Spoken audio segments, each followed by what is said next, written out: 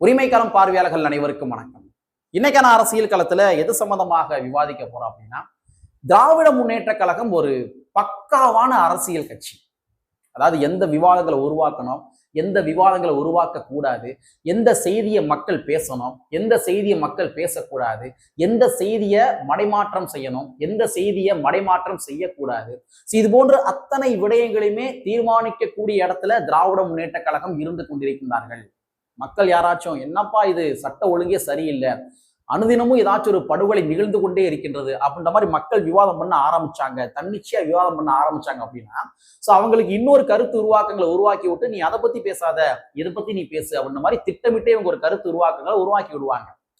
என்னப்பா அது அனுதினமும் சாதிய பஞ்சாயத்து அதிகமா போய்கிட்டே இருக்குதே, சாதிய வன்கொடுமைகள் அதிகமா இருக்குதே அப்படின்ற மாதிரி மக்கள் ஒரு பக்கம் அவங்களா தன்னிச்சையா விவாதம் பண்ண ஆரம்பிச்சாங்கன்னா, ஏன் நீ அதை பத்தி எல்லாம் பேசாத, இங்கிட்டு வா வா அப்படி கூட்டி போய் இதை பத்தி நீ பேச அப்படின்ற மாதிரி அவங்களாவே ஒரு கருத்து உருவாக்கங்களை உருவாக்கி விட்டு 4 பேர் அப்படியே உட்காந்து தொடர்ச்சியா பேசி பேசி பேசி அதை பத்தி விவாதங்கள் பண்ண ஆரம்பிச்சுட்டாங்க. ஸோ இந்த மாதிரி எந்தெந்த விடயங்கள் விவாதம் செய்யப்பட வேண்டும், எந்தெந்த விடயங்கள் விவாதம் செய்யப்படக்கூடாது, எதனை மடைமாற்றணும், எதனை மடைமாற்றக்கூடாது, ஸோ இது போன்று அத்தனை விடயங்களுமே தீர்மானிக்கக்கூடிய இடத்துல திராவிட முன்னேற்ற கழகம் இருந்து கொண்டிருக்கின்றார்கள். ஸோ அந்த மாதிரிதான் இன்றைய தினத்துல ஒரு விவாதத்தை கிளப்பி விட்டாங்க.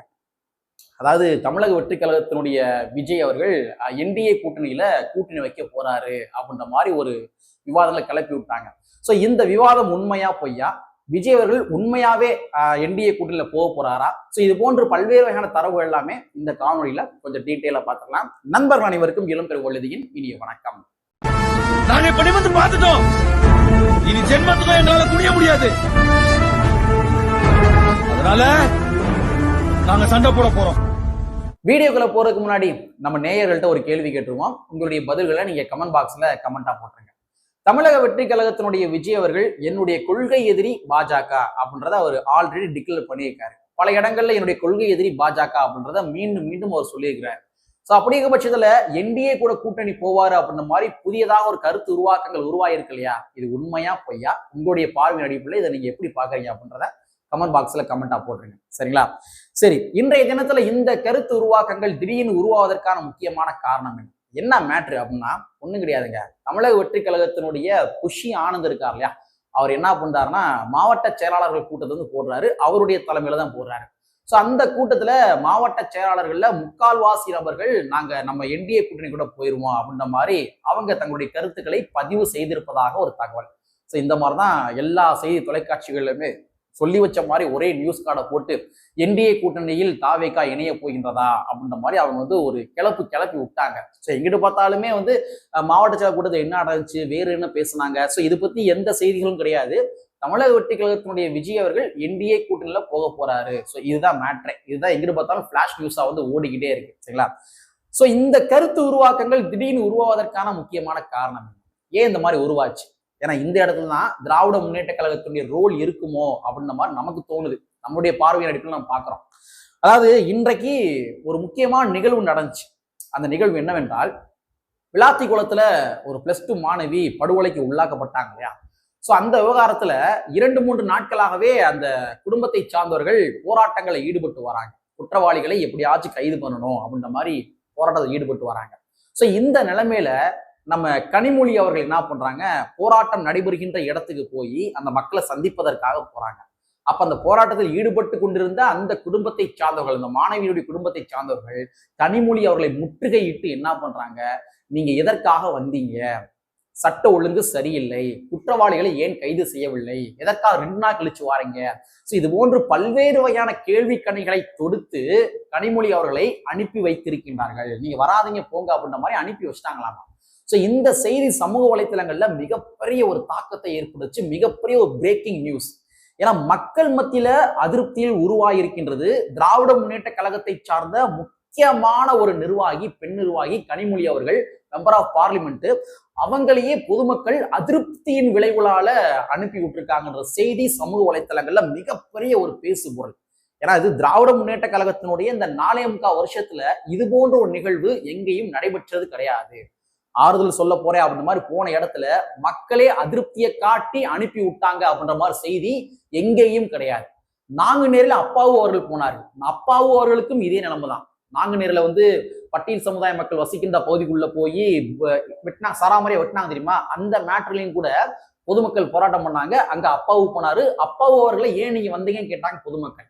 அப்ப தொடர்ச்சியாக ஒரு 2 வார காலமாகவே தமிழ்நாட்டுல சட்ட ஒழுங்கு சரியில்லை, மக்கள் திராவிட முன்னேற்ற கழகத்தினுடைய ஆட்சியின் மீது கடுமையான அதிருப்தியில் இருக்கிறாங்க அப்படின்ற மாதிரி ஒரு டாக் ஓடிக்கு இருந்துச்சு.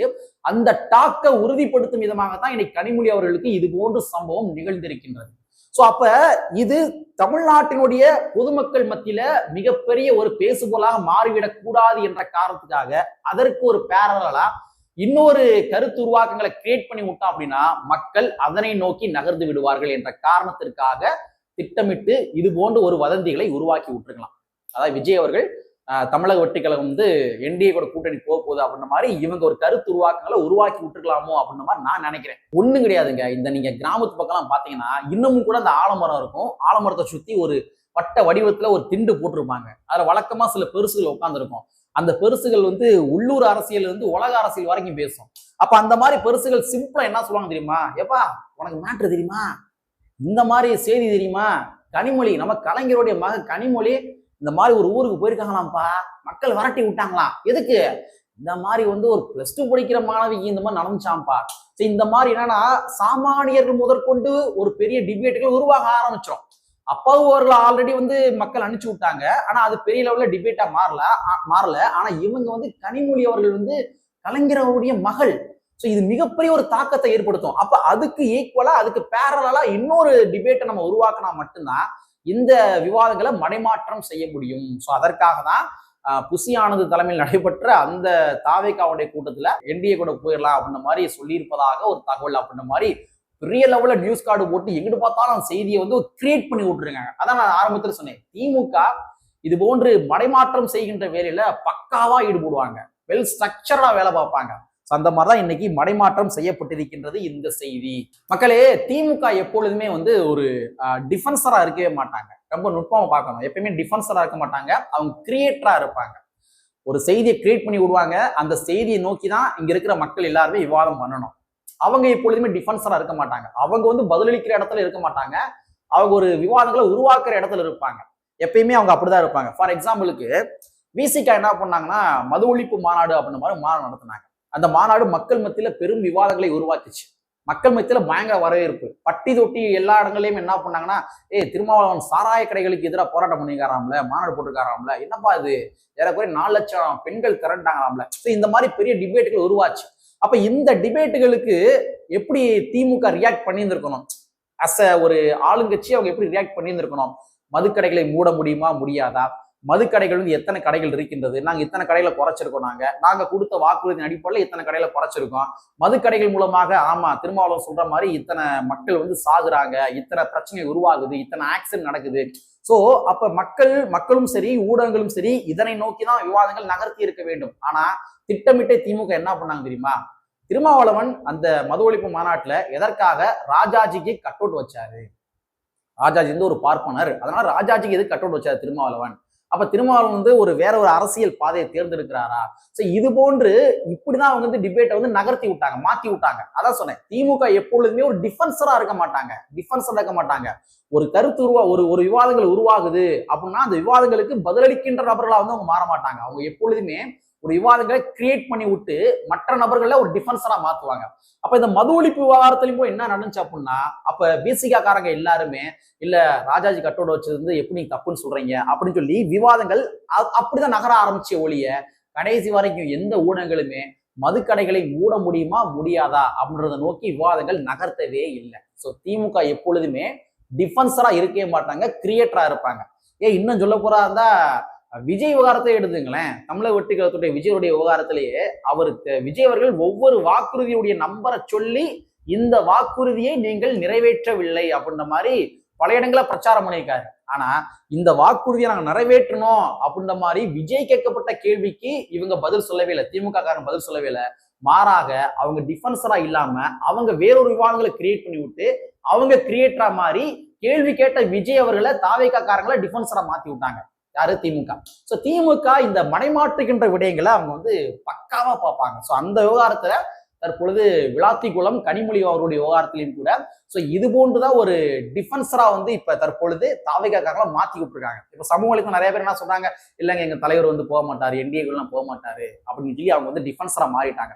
ஸோ கிரியேட்டரா இருக்க வேண்டியவர்கள் தற்போது டிஃபென்சரா மாத்தி விட்டுருக்காங்க. திமுக எப்பொழுதுமே எல்லோரையுமே டிஃபென்சரா தான் வைப்பாங்க. அவங்க கிரியேட்டர் அவங்க வந்து ஒருபோதும் அவங்க டிஃபென்சரா இருக்கவே மாட்டாங்க. சரிங்களா? சரி, இதான் இருக்கட்டும். தமிழக வெற்றிக் கழகத்தினுடைய விஜய் அவர்கள் என்டிஏ கூட்டணிக்கு போவாரா மாட்டாரா அப்படின்னு கேட்கிறீங்களா? என்னை பொறுத்த வரைக்கும் என்னுடைய பார்வையின் அடிப்பில் நான் சொல்றேன். சரிங்களா? அதாவது தமிழக வெற்றிக் கழகத்தினுடைய விஜய் அவர்கள் முதலாக விக்கிரவாண்டியில மாநாடு போட்ட பொழுது என்னுடைய கொள்கை எதிரி பாஜக அப்படின்றத ஒரு ஓப்பனாவே டிக்ளேர் பண்ணிட்டார். பல லட்சம் இளைஞர்களை திரட்டி வைத்து என்னுடைய கொள்கை எதிரி பாஜக, நம்முடைய கொள்கை எதிரி பாஜக, நம்மளுடைய அரசியல் எதிரி திமுக அப்படின்றத ஓப்பனா டிக்ளேர் பண்ணிட்டார். சோ இந்த மாதிரி டிக்ளேர் செய்யப்பட்ட ஒரு நபர் என்டிஏ கூட்டணிக்கு போவாரா போக மாட்டாரா அப்படின்றத நீங்களே முடிவு பண்ணீங்க. நீங்க கமெண்ட் பாக்ஸ்ல ஒரு கமெண்டா போட்டுருங்க.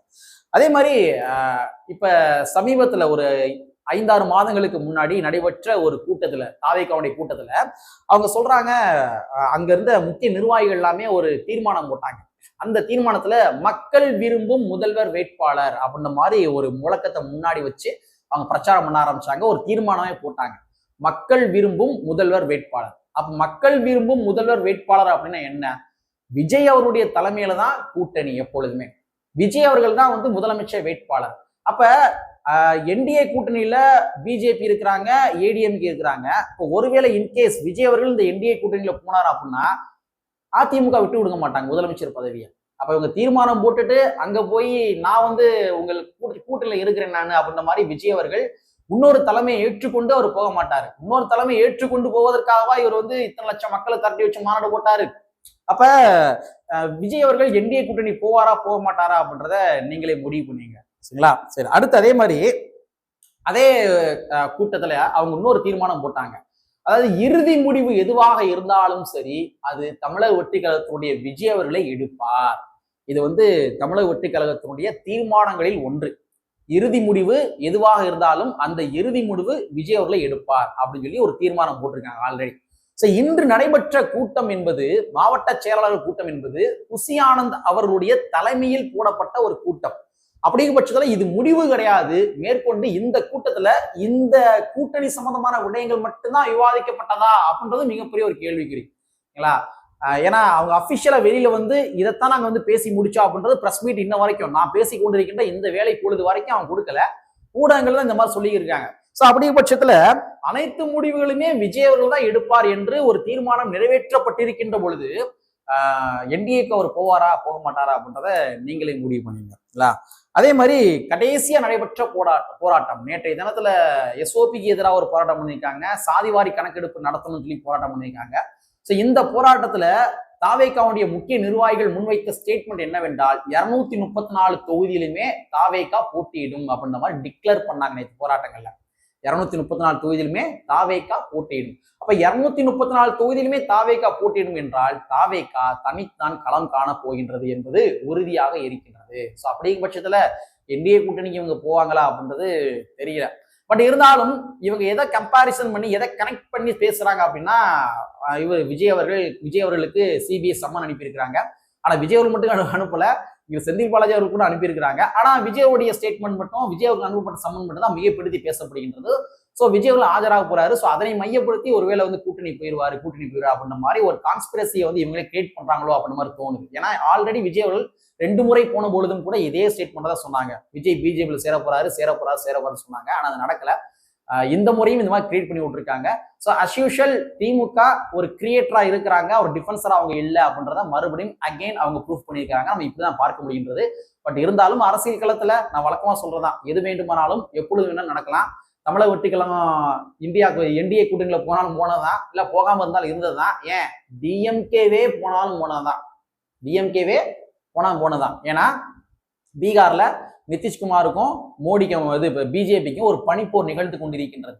ஸோ அப்போ அது பனிப்போர் நிகழ்ந்து பார்த்தீங்களா? அந்த நேரங்களில் ஒருவேளை நிதிஷ்குமார் வந்து நான் பிஜேபிக்கு கொடுத்த ஆதரவு வாபஸ் வாங்கிக்கிறேன் அப்படின்ற மாதிரி ஒருவேளை சொன்னாரு அப்படின்னா, காங்கிரஸ் எப்பொழுதுமே வந்து பிஜேபி கூட போக மாட்டாங்க. ஆனா திமுக ஒருவேளை நாங்கள் ஆதரவு தருகின்றோம் என்று தந்தாலும் தந்ததுதான். சரிங்களா? ஸோ அரசியல் களத்துல எது வேண்டுமானாலும் எப்பொழுது வேண்டாலும் நடக்கும் என்பதை கூறிக்கொண்டு கற்பி ஒன்று சேர் புரட்சி செய்து புரட்சி அமைதியுடைய வரியை கூறிக்கொண்டு நிறைவு செய்கின்றேன். நன்றி, வணக்கம்.